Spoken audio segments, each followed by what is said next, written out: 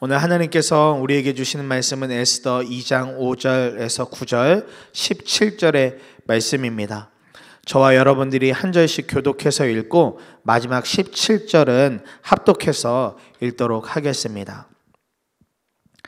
그때 도성 수산에는 모르드게라고 하는 유다 남자가 있었다. 그는 베냐민 지파 사람으로서 아버지는 야일이고 할아버지는 시므이이고 증조부는 기스이다. 그는 바벨론 왕 느부갓네살이 예루살렘에서 유다 왕 여구냐와 그의 백성을 포로로 끌고 왔을 때 함께 잡혀온 사람이라. 모르드게에게는 하다사라고 하는 사촌 누이 동생이 있었다. 이름을 에스더라고도 하는데 일찍 부모를 여의었으므로 모르드게가 데려다가 길렀다. 에스더는 몸매도 아름답고 얼굴도 예뻤다. 에스더가 부모를 여의었을 때에 모르드게가 그를 딸로 삼았다. 왕이 내린 명령과 조서가 공포되니 관리들은 처녀를 많이 뽑아서 도성 수산으로 보내고 헤게가 그들을 맡아 돌보았다. 에스더도 뽑혀서 왕궁으로 들어가 궁녀를 맡아보는 헤게에게로 갔다. 헤게는 에스더를 좋게 보고 남다른 대우를 하며 곧바로 에스더에게 화장품과 특별한 음식을 주었다. 또 궁궐에서 시녀 7명을 골라 에스더의 시중을 들게 하고 에스더를 시녀들과 함께 후궁에서 가장 좋은 자리로 옮겨서 그곳에서 지내게 하였다. 왕은 에스더를 다른 궁녀들보다도 더 사랑하였다. 에스더는 모든 처녀들을 제치고 왕의 귀여움과 사랑을 독차지하였다.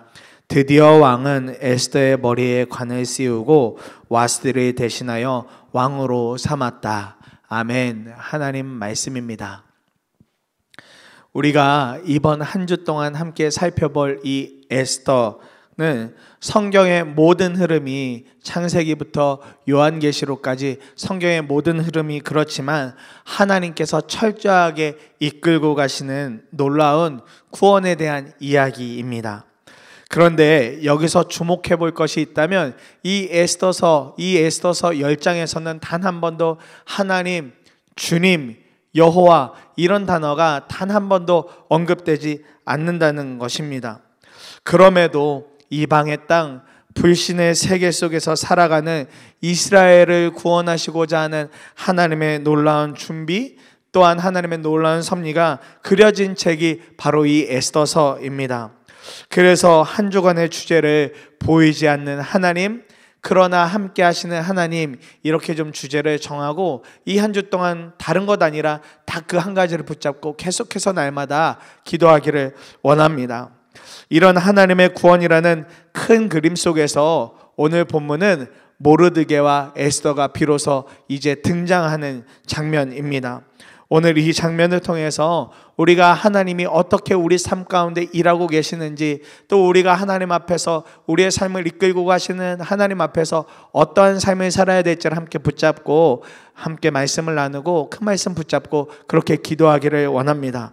먼저 살펴볼 말씀은 8절과 9절의 말씀인데요. 왕이 내린 명령과 조서가 공포되니 관리들은 처녀를 많이 뽑아서 도성 수산으로 보내고 헤게가 그들을 맡아 돌보았다. 에스더도 뽑혀서 왕궁으로 들어가 궁녀를 맡아보는 헤게에게로 갔다. 헤게는 에스더를 좋게 보고 남다른 대우를 하며 곧바로 에스더에게 화장품과 특별한 음식을 주었다. 또 궁궐에서 시녀 7명을 골라 에스더의 시중을 들게 하고 에스더를 시녀들과 함께 후궁에서 가장 좋은 자리로 옮겨서 그곳에서 지내게 하였다 말씀하고 있습니다. 오늘 이 말씀을 붙잡고 우리가 기도할 때 이렇게 기도하기를 원하는데요. 환경에 이끌려가는 삶이 아니라 주어진 상황 속에서 최선을 다하는 우리의 삶이 되게 해달라고, 그렇게 우리가 이 말씀을 붙잡고 기도하기를 원합니다. 에스더의 인생을 보고 있노라면 오늘 말씀 가운데도 설명이 쭉 나오지만 참 안타깝기 짝이 없는 인생입니다. 어려서 일찍 부모를 여의었고 그의 삶이 얼마나 연약하던지 나라의 명령 하나면 그냥 자신의 선택과 상관없이 궁녀가 되기 위해서 그냥 궁으로 끌려가야만 하는 인생이 바로 이 에스더의 인생이었습니다. 아마 이때까지도 에스더는 자신이 향후 자신의 민족 유다 민족을 구원해낸다 이런 생각 아마 해보지도 않았을 것입니다. 그저 나는 일찍 부모를 여인 사람, 그렇지만 나의 삼촌 모르드게가 나를 그래도 지금까지 이렇게 키워줬고, 그렇지만 여전히 힘이 없어서 그저 궁궐에 그냥 명령 안 하면 끌려 들어가야 하는 그런 인생, 아무것도 할 수 없는 인생, 참 나약하기 짝이 없는 인생이구나, 이런 생각만 하며 아마 에스더는 살았을지도 모릅니다.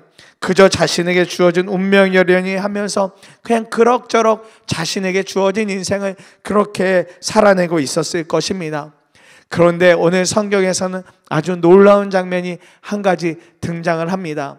이렇게 자신의 의지와 상관없이 궁에 들어간 에스더가 궁에 들어가는 것과 동시에 그의 삶의 모양을 바꿔나가기 시작합니다.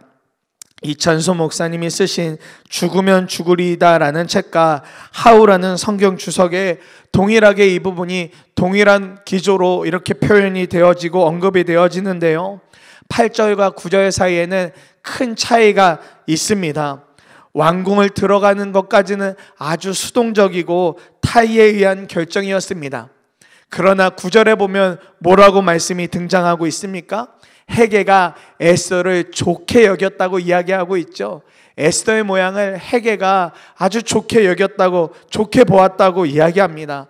그런데 우리말 성경에는 없는 한 가지 문장이 원어 성경이나 영어 성경에 보면 등장을 하는데, 그 앞부분에 이런 한 문장이 숨겨져 있습니다. 그녀가 그를 기쁘게 했다라는 그 한 문장이 숨겨져 있습니다. 그녀는 누구입니까? 에스더이고, 그는 누구입니까? 헤게를 말합니다. 즉 에스더가 헤게를 기쁘게 하는 삶을 살았다라는 것입니다. 에스더가 왕궁에 들어가서 궁녀로서의 삶을 준비하는 가운데에서 헤게의 마음에 쏙 들 정도로 아주 적극적인 삶을 살았다는 것을 의미하고 있는 것입니다. 자신의 약함, 힘없음을 탓하지 아니하고 주어진 상황에 최선을 다한 그 모습이 은혜와 사랑을 경험하는 아주 중요하고도 놀라운 비결이 되었음을 성경은 그렇게 이야기하고 있는 것입니다. 제게 이 말씀이 너무나도 큰 은혜로 다가온 이유는 바로 이렇게 주어진 상황을 포기하지 않고 살아가는 그 사람을 하나님이 오늘 주목하신다는 것입니다. 환경이 어렵고 나의 여전히 연약함이 그대로 살아있을지라도, 그 연약함이 그대로 있을지라도 거기에 매몰되지 않고 주어진 환경 속에서 최선을 다하는 그 사람을 하나님이 오늘 하나님의 의로운 손으로 붙잡아 주셔서 사용해 주신다는 것, 그것을 붙잡았기 때문에 저에게는 이 말씀이 너무나도 큰 은혜로 다가왔습니다. 그러면서 이런 기도가 저절로 나오게 되었습니다. 주님, 저도 주어진 상황에 최선을 다하는 삶을 살겠습니다. 주님, 저를 주님의 일에 사용하여 주옵소서. 우리 사랑하는 성도님들을 주어진 일 가운데, 주어진 상황 가운데서 주님이 있는 그대로 사용하여 주옵소서. 이런 기도를 하게 되었습니다. 훈련소 갈 때 20살이 되어서 이제 군대를 들어가게 될 때 많은 선배들이 해주었던 이야기가 있습니다. 야, 성민아, 피할 수 없으면 즐겨야 돼. 피할 수 없으면 즐겨야 돼. 이런 말들 뭐 누구라도 할 것 없이 저를 보는 사람들마다 격려해 준다고 다들 해 주시더라고요. 그리고 또 훈련소에 들어갔는데도 여러 사람들이, 또 그곳에 있는 교관들이 계속해서 그런 이야기를 해 주는데, 사실 몸이 너무 힘들고 어려우니까, 또 마음이 그렇게 편하지 않으니까 그 말들이 별로 와닿지 않았었습니다. 그러다가 한 2주 정도, 훈련소에서 2주 정도 지났을 때 훈련소 교회에 가서 이제 겨우 주일에 예배 드리는데, 그날 하필이면 또 말씀 전하시는 목사님이 또 그런 이야기를 하시는 거예요. 훈련소에 있는 훈련병들 얼마나 힘드십니까? 그래도 이 순간에 피하지 말고 즐기십시오. 그런데 그날은 그 말씀이 저에게 전혀 다르게 들리는 겁니다. 마치 그 말씀이 주님이 저를 위로하시고 정말 저에게 힘 주시려고 다독거리는 그 말씀처럼 제 마음에 이렇게 들어오더라고요. 그리고 나서 월요일부터 정말 다른 마음으로 그렇게 훈련소에서 삶을 시작했습니다. 주어지는 일이 있으면 뭐든지 한번 적극적으로 해봤습니다. 기왕이면 군대에 들어왔으니까, 또 훈련병이니까, 뭐 계급도 없는 정말 그런 훈련병이니까 기왕 주어진 거 최선을 다해보자. 그래서 훈련이면 훈련, 또 주어지는 작업들이면 작업대, 또 때때로 화장실 청소해야 되면 화장실 청소할 것 없이 그냥 주어지는 대로 제가 할 수 있는 최선을 다했습니다. 그러다 보니까 6주의 시간도 참 빠르게 지나가더라고요. 그래서 이제 수료를 앞두고 있는데 행정병이 저를 조용히 이렇게 불렀습니다. 그러면서 하는 이야기가, 야, 네가 이번 기수에서 훈련 소장 상을 받게 됐어, 이렇게 이야기를 해주는데 그게 뭔지는 그때까지는 몰라도 너무 기쁘더라고요. 근데 나중에 알았습니다. 훈련 소장 투스타 되는 분의 상을 타니까 나중에 자대 배치 받고 나서 특별 휴가를 추가로 더 주더라고요. 그때서야 그 상의 의미가 무엇인지, 그 종이 쪼가리 하나가 무엇인지 그때야 깨닫게 되면서 참 기뻤던 기억이 있습니다. 잘하지 못해도 그냥 최선을 다했을 뿐인데 놀라운 은혜를 경험하게 됐어요. 그러면서 2년간의 군 생활을 하나님께서 놀랍도록 인도해 주셔서, 군종은 아니었지만 그냥 일반 사병이었지만 하나님께서 주말 내내 교회에서 청소도 하고 교회에서 그렇게 행복하게 신앙생활하도록 이끌어 주셨고, 또 그때 주님을 더 깊이 알게 하셔서 지금 목사가 되는 시작점, 또 기초석을 세울 수 있도록 하나님이 그렇게 인도를 해 주셨더라고요. 사랑하는 여러분, 지금 우리에게 주어진 환경이나 상황은 우리를 굉장히 수동적으로 살아가게 만들어내고 있습니다. 여러분, 요즘 어디 밖에 한번 돌아다니시려고 해도 이것저것 다 살펴야 되고 만만치가 않으시죠? 편하게 누구 한 사람 만나서 교제하는 것도 너무나 어렵지 않습니까? 또 교회 예배 한 번 나오는 것도 정말 여러 눈치들을 봐가며, 주변 사람들의 눈치들을 봐가며 와야 할 만큼 참 불편한 상황을 지나고 있습니다. 그러나 우리가 거기에서 매몰되면 진짜로 이젠 더 이상 할 수 있는 것이 없습니다. 그런 주어진 환경에 매어져서 옴짝달짝 하지 못하면 진짜로 할 수 있는 것이 아무것도 없습니다. 그 환경에서 우리가 하나님을 기쁘게 해드릴 수 있는 최선의 삶을 살아낼 때에 보이지 않는 하나님의 놀라운 섭리가 우리의 삶을 이끌고 가심을 분명하게 볼 수 있습니다. 주어진 상황에서 최선을 다해 하나님 앞에 살아갈 때 보이지 않지만 우리의 삶을 인도해 가신 놀라운 하나님의 은혜를 우리가 경험하게 되는 줄 믿습니다. 그러니 기도하실 때, 주님, 더 이상 우리의 삶이 환경에 끌려다니는 삶이 아니라 우리가 주어진 환경에서 최선을 다함으로 말미암아 주님의 은혜를 경험하는 우리의 삶이 되게 해달라고 그렇게 우리가 기도해야 되겠습니다. 그러면서 한 가지 더 살펴볼 말씀이 오늘 17절의 말씀인데요. 17절에 왕은 에스더를 다른 궁녀들보다도 더 사랑하였다. 에스더는 모든 처녀들을 제치고 왕의 귀여움과 사랑을 독차지하였다. 드디어 왕은 에스더의 머리에 관을 씌우고 와스들을 대신하여 왕으로 삼았다 말씀하고 있습니다. 이 말씀을 붙잡고는 이렇게 기도하길 원하는데요. 보이지 않는 하나님, 그러나 함께 하시는 하나님의 은혜를 붙잡을 믿음을 주님 우리 가운데 허락하여 주옵소서라고 그렇게 우리가 기도하기를 원합니다. 에스더를 우리가 읽어나가면서 끊임없이 하나님 앞에 해봐야 될 질문이 있다면 바로 이러한 질문입니다. 보이지 않는 하나님, 도대체 제 인생 속에서 지금 무슨 일을 하고 계신가요?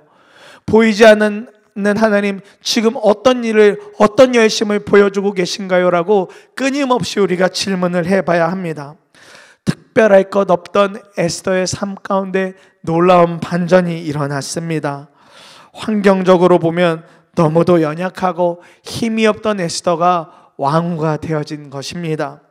하나님이 에스더를 이 자리에 앉히시려고, 이 왕후의 자리에 앉히시려고 성격 급하고 성격이 아주 불같은 아하수에로 왕의 성격을 그대로 사용하셔서 와스디 왕후를 폐위시키셨습니다. 뿐만 아니라 에스더가 왕궁에 들어와서 궁녀로서 준비되어질 때 최선을 다하는 그녀의 삶을 헤게가 보게 해주셔서 그 헤게의 마음에 들게 하셨고 특별한 관리를 받게 하신 후에 바로 이 아하수에로 왕의 왕후가 되는 자리까지 하나님이 그렇게 인도해 오셨습니다. 보이지 않지만 에스더와 함께 하시는 하나님이 부족해 보이고 연약해 보이는 에스더의 삶을 놀랍도록 바꾸어 주신 것입니다. 그리고 훗날 이 에스더를 통해서 유다가 죽음을 면하는 놀라운 은혜를 누리도록 하나님이 지금 모든 것을 이끌고 가시는 중인 것입니다. 저는 이 말씀 묵상하면서 보이지 않는 하나님, 그러나 함께 하시는 하나님의 은혜가 우리 사랑하는 성도님들은 물론이고 제게도 일어나기를 간절한 마음으로 붙잡고 기도하게 되었습니다. 아프리카 선교사인 김혜영이라는 선교사님 계세요. 이분의 키가 134cm입니다. 다 자란 키이세요. 지금 50대 중반이신데 그분의 키가 134cm이십니다. 선교사님이 5남매 중에 첫째로 아주 건강하게 잘 태어나셨어요. 그런데 딸이라는 이유 하나만으로, 그저 딸이라는 이유 하나만으로 만취하셨던 아버지가 어린 그 아이를 그냥 집어 던지셨습니다. 그때 척추에 문제가 생겨서 어려움이 생겨서 성인임에도 불구하고 다 자랐지만 그 척추 장애로 134밖에 키가 안 되시는 거예요.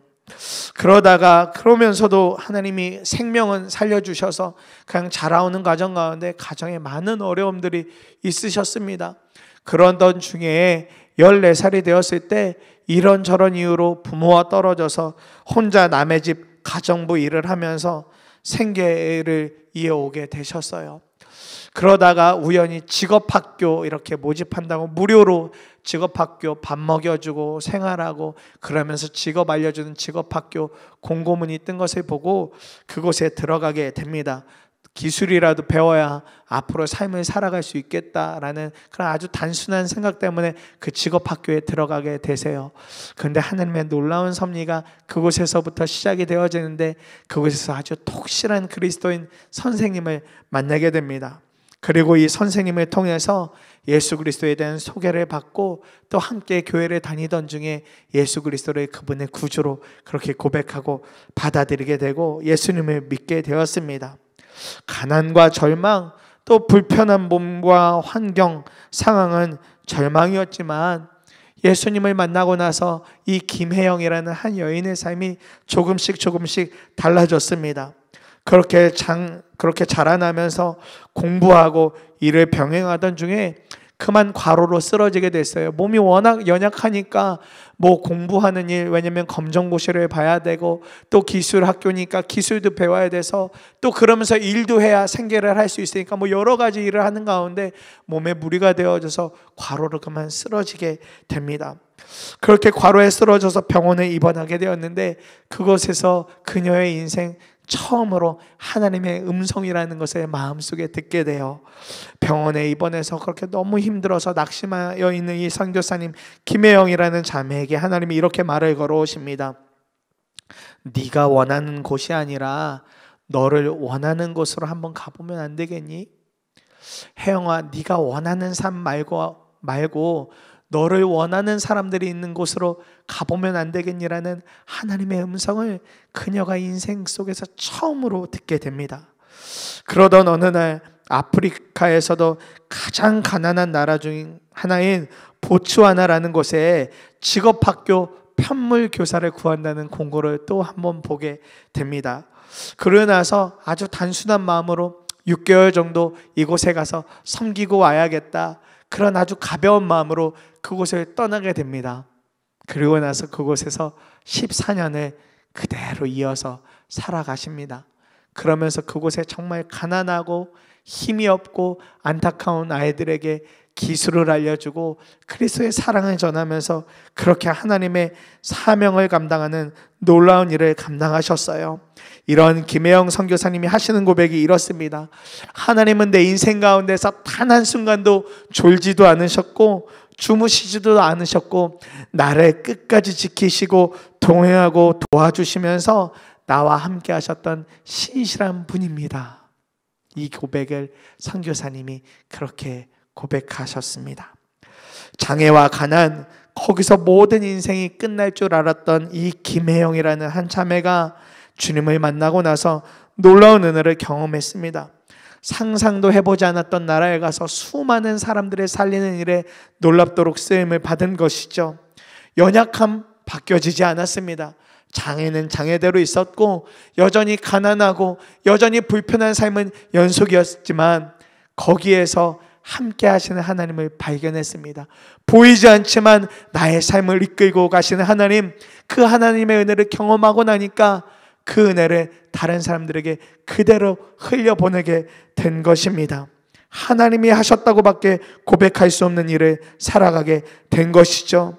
보이지 않아도 함께 하시는 하나님의 은혜가 이 선교사님은 물론이고 선교사님이 밟는 모든 땅 가운데 그대로 부어지게 된 것입니다.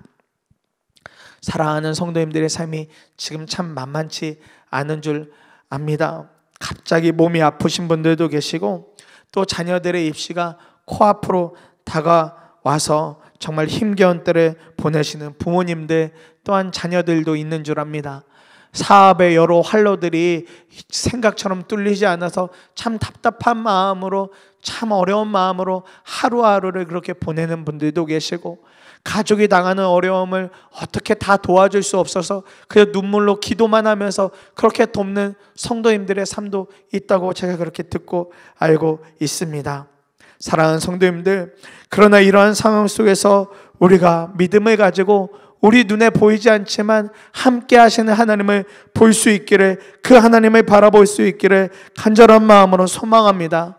연약하고 부족한 우리이지만 하나님을 믿는 우리 삶에서 반드시 하나님은 지금도 그분의 열심으로 일하고 계십니다.